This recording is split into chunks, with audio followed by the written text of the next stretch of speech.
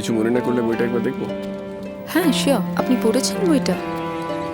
না, যা দাম হয়েছে হাত ছোঁয়াতেই ভয় লাগে। এই নি, কিন্তু আপনার পড়া হয়ে গেলে হাফ দামে কিনতে পারি। এই যে পড়া শেষ করে পড়তে দিতে পারি।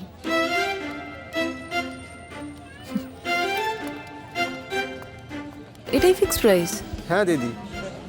হবেই না? না দিদি, কম হবে না। তো কি হলো, নিলেন না? আর বলবেন না, দাদার থেকে রোজ রোজই নিই, কিন্তু আজকে কিছুতেই কমাচ্ছে না। 500তেই ফিক্স রেখেছে। আমার কাছে একটু কিছু কম পড়ছে আর কি। নিয়ে নিন।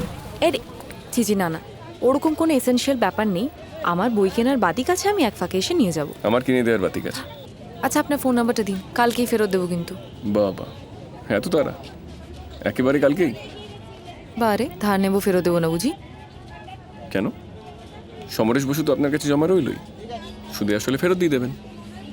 আচ্ছা, আপনি তো দারুণ ব্যবসাদার। কমার্স? জিওগ্রাফি, সুরেন্দ্রনাথ। আর আপনি? Literature, Presidency. নাইস। কফি চলতে পারে তো? না মানে আজ যা সারাদিন ঢালছে। এমন যদি হতো আমি পাখির মতো উড়ে উড়ে বেড়াই সারাক্ষণ। এইসব শুধু গল্পে হয়, বাস্তবে নয়। আমাদের ইচ্ছে, চাওয়া পাওয়া বাষ্প হয়ে মেঘের সঙ্গে উড়ে বেড়ায় এই শহরের আকাশে। তারপর ধূলিকণা জমা হতে হতে একদিন ভারী হয়ে বৃষ্টি তাকে টেনে নামিয়ে আনে পিচ রাস্তার গলিপথে। আর আমাদের স্বপ্নরা উড়ে যায় ফানুষের মতো অন্য দেশে, অন্য শহরে।